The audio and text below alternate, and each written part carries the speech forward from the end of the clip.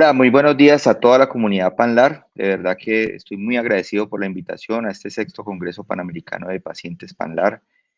Agradecido a todos los organizadores, Tini Jordán, la doctora Pereira, Carlos Vinicio Caballero, todos los miembros del grupo juntos y todas las personas que han contribuido con este desarrollo de este exitoso Congreso, que en esta ocasión llega a su sexta versión. Vamos a hablar de un tema interesante que se refiere a la gestión en la toma de medicamentos y sus efectos secundarios. Mi nombre es Carlos Enrique Toro Gutiérrez. Actualmente soy secretario general de PANLAR y vamos a entrar en materia. Vamos a desarrollar principalmente dos temas. El primero tiene que ver con el concepto de gestión del riesgo en la toma de medicamentos y el segundo con los efectos secundarios más conocidos de los medicamentos más frecuentes en reumatología. Entonces, el concepto de gestión de riesgo se refiere a un proceso de evaluación continua en el cual se toman en cuenta los beneficios y los riesgos potenciales que pueden haber cuando se formula un medicamento. Esto es algo que se debería hacer con todos los medicamentos en general en medicina. Por supuesto, en este caso lo vamos a enfocar principalmente a la gestión del riesgo en las enfermedades reumáticas. Entonces, ¿qué etapas debemos resaltar de este proceso? La primera tiene que ver con la identificación de riesgos, por ejemplo, interacciones medicamentosas, posibles efectos secundarios de los medicamentos, riesgos específicos relacionados con la terapia.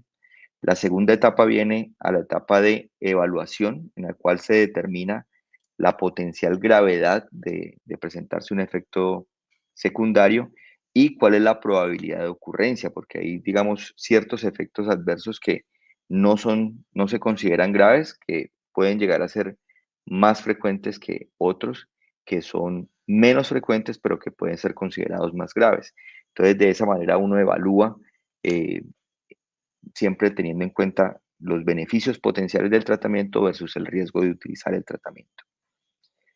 En tercera, como tercera etapa del proceso está la comunicación que debe ser fluida con el paciente, también con otros médicos, puesto que muchas veces para mitigar ciertos riesgos se necesita tener una comunicación fluida con el paciente para que el paciente entienda mejor cómo se debe hacer la toma del medicamento, para que el paciente idealmente participe en la decisión de la toma del medicamento.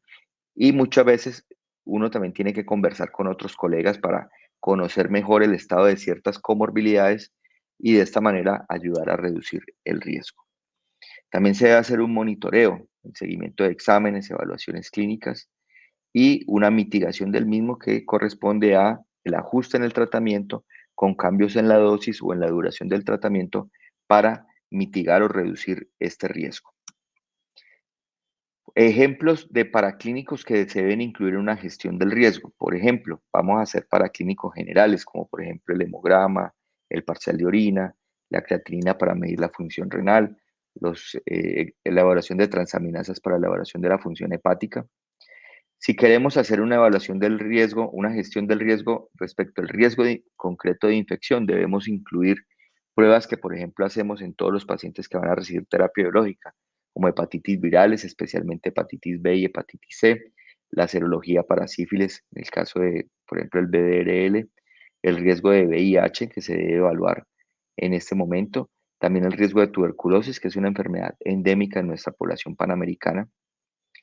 Recientemente también se hace mucho énfasis en la evaluación del riesgo cardiovascular, entonces al paciente hay que hacerle perfil lipídico, evaluar cómo está la glicemia, la hemoglobina glicosilada, evaluar, por ejemplo, cómo está un electrocardiograma, también evaluar el estado, por ejemplo, el riesgo de osteoporosis, dado que la osteoporosis es una enfermedad indolora que no produce síntomas, pero que incrementa significativamente el riesgo de fractura, pues está bien también hacerle a nuestros pacientes eh, que cumplen determinadas condiciones, hacerle una densitometría.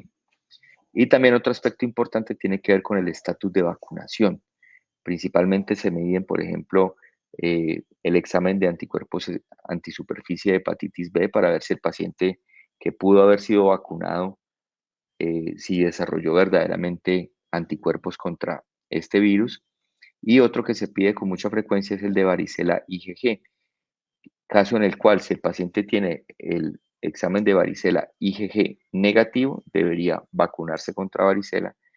Y si el paciente tiene varicela IgG positivo, la indicación sería vacunarse para zóster, puesto que el zóster es una infección que se puede presentar frecuentemente en pacientes que reciben terapia biológica, corticoides a dosis altas o inhibidores JAK. Entrando en materia respecto al segundo punto que tiene que ver con efectos secundarios de medicamentos, en el caso de los AINES, que son por ejemplo el naproxeno, diclofenaco, celecoxib, etoricoxib, que son medicamentos que se utilizan mucho para el alivio rápido del dolor, en general estos medicamentos pueden asociarse con gastritis, con aumento de la presión arterial y del riesgo cardiovascular, insuficiencia renal, especialmente cuando se toman por tiempo prolongado o a dosis más altas de las recomendadas. A nivel de la piel pueden también producir reacciones alérgicas e incluso algunas manifestaciones graves como un síndrome de Stevens-Johnson, que afortunadamente es poco frecuente. En pacientes con asma pueden producir exacerbación del asma y en términos generales también algunos pacientes refieren malestar, mareo o tinnitus. ¿Cómo reducir, cómo mitigar el riesgo de efectos secundarios en el caso de los AINES? Primero, no combinarlos, ¿sí? No tomar diclofenaco más naproxeno, por ejemplo, tomarlo siempre por el menor tiempo posible a la menor dosis posible. Evitar la autoformulación de cualquier medicamento, incluyendo productos naturales. Mucha gente toma productos naturales pensando que son completamente inocuos y resulta que muchos productos que en teoría son naturales, realmente lo que contienen son antiinflamatorios no esteroideos o incluso corticoides.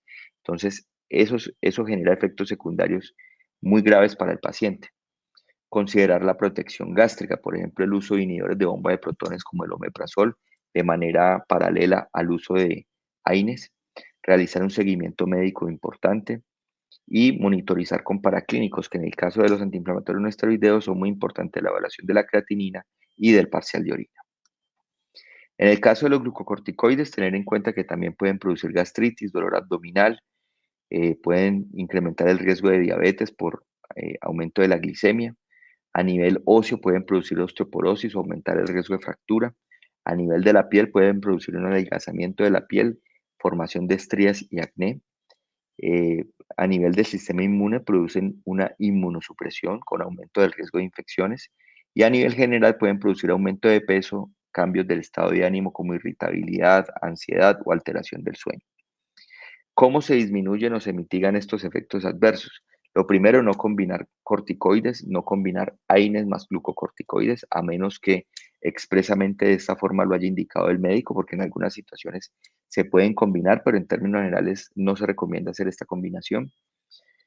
Tomar siempre por el menor tiempo posible y a la menor dosis posible. Este es un medicamento con el que hay que tener gran precaución porque como es un medicamento que genera tanto bienestar, alivio del dolor de forma tan rápida, muchos pacientes tienden a abusar del uso de este medicamento y eso genera los efectos adversos, porque generalmente cuando este medicamento se toma de la manera recomendada por el médico, el riesgo de efectos adversos disminuye sustancialmente.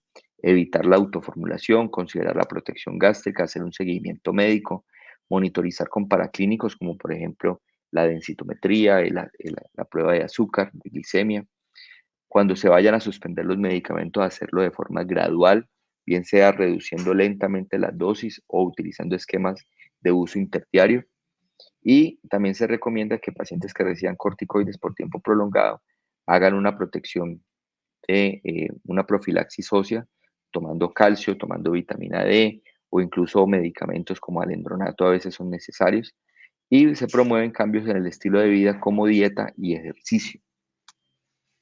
En el caso del metotrexato, que es un medicamento muy utilizado en artritis reumatoide y en muchas otras enfermedades reumáticas, a nivel gastrointestinal podemos encontrar náuseas, gastritis, dolor abdominal, a nivel hepático, elevación de enzimas hepáticas, a nivel del pulmón podemos encontrar inflamación del pulmón como neumonitis, pero esto es algo muy poco frecuente. El año pasado salieron varios estudios que mostraban que este medicamento no produce enfermedad pulmonar intersticial y esto es un hallazgo importante para nuestros pacientes que nos brinda mayor seguridad. A nivel renal, el riesgo de compromiso renal es relativamente bajo y solamente se consideran de alto riesgo aquellos pacientes de mayor edad que ya tienen un deterioro renal previo, allí se debe utilizar con mayor precaución. A nivel del sistema inmune, Debemos tener en cuenta que, como la mayoría de medicamentos que se utilizan para artritis son medicamentos que pueden producir inmunosupresión, aumento de riesgo de infecciones, y a nivel de la sangre pueden producir anemia o descenso de los glóbulos blancos, como leucopenia. ¿Cómo se mitigan los riesgos? Dosis correcta, recordar que esto es un medicamento de aplicación o de toma semanal, no diaria. Tomar el medicamento con alimentos acompañado de ácido fólico, considerando incluso en algunos pacientes el uso en la noche. Aclaro que el ácido fólico se prescribe siempre con el metotrexate, pero no se toman juntos, se debe tomar después de la toma del metotrexate. Entonces se toma metotrexate, por ejemplo, hoy y los días siguientes toma el ácido fólico, no el mismo día. Se recomienda tomar suficiente agua, hacer un seguimiento médico, monitorizar con paraclínicos como hemograma, transaminasas, creatinina y hacer cambios en el estilo de vida. Muy importante la dieta, el ejercicio, la planificación familiar para mujeres en edad fértil y evitar el consumo de alcohol. En el caso del leflunomide, también puede producir náuseas, gastritis, dolor abdominal, diarrea, elevación de enzimas hepáticas, puede producir reacciones alérgicas como ampollas o eritema en la piel. Puede haber riesgo de deterioro de función renal en personas que ya tienen algún tipo de deterioro, personas mayores. Puede producir inmunosupresión, puede producir anemia, leucopenia, trombocitopenia, que es plaquetas bajas, y también puede producir inflamación en el pulmón, aunque es muy poco frecuente. ¿Cómo se mitiga esto? Una dosis correcta del medicamento, normalmente se toman 20 miligramos al día, que se toman de forma diaria o interdiaria, porque también cuando ya se ha logrado el efecto deseado se puede reducir la dosis. Tomar el medicamento con alimentos, beber suficiente agua, hacer un seguimiento médico y monitorizar con paraclínicos, que en este caso específico estamos hablando de hemograma, transaminasas y creatinina, y hacer cambios en el estilo de vida como dieta, ejercicio, planificación familiar aquí es muy importante y evitar alcohol. En el caso de la cloroquina y hidroxicloroquina, tener en cuenta que pueden producir náuseas, gastritis, dolor abdominal o diarrea. A nivel de la piel pueden producir hiperpigmentación cutánea, a nivel de los ojos puede producir maculopatía y por esto se debe hacer una evaluación de oftalmología por lo menos una vez al año. A nivel cardíaco puede producir arritmias, aunque el riesgo es supremamente bajo y es un medicamento bastante seguro. A nivel general podría producir dolor de cabeza o mareo. ¿Cómo mitigar el riesgo? Dosis correcta, el intervalo de uso es diario o interdiario, tomar el medicamento con alimentos mejora la tolerancia, se recomienda tomar suficiente agua y hacer un seguimiento médico por lo menos anual con oftalmología. A nivel de la terapia biológica, se considera que estos medicamentos pueden producir el riesgo más importante es el de infección, que hay que tener especial cuidado con la tuberculosis. A nivel de la piel se puede encontrar una reacción local en el sitio de aplicación. A nivel neurológico puede producirse enfermedades mielinizantes, aunque esto también es muy poco frecuente. A nivel gastrointestinal puede haber perforación intestinal con el uso de algunos biológicos, especialmente el tocilizumab. Y a nivel general pueden producir dolor de cabeza, mareo, malestar o fatiga. ¿Cómo se reduce este riesgo? Revisando la dosis correcta, revisando la técnica de aplicación, manteniendo una buena higiene, evitando el consumo de alimentos de dudosa procedencia, manteniendo las vacunas al día. Idealmente se deben aplicar previo al inicio de la terapia biológica, haciendo un seguimiento médico estricto y monitorizando con paraclínicos como hemograma, pruebas de función hepática, renal, perfil lipídico. Cambios en el estilo de vida como dieta, ejercicio, planificación familiar y evitar alcohol. En el caso de los inhibidores JAK, tener en cuenta que también aumenta el riesgo de infección, especialmente de herpes zóster. Puede haber un aumento del riesgo de trombosis venosa. A nivel cardiovascular pueden producir aumento del colesterol, incremento de la presión arterial. A nivel gastrointestinal también podría producir hiperforación intestinal, que es un riesgo bastante bajo. A nivel hematológico, leucopenia y anemia. Y a nivel hepático, elevación de las enzimas hepáticas.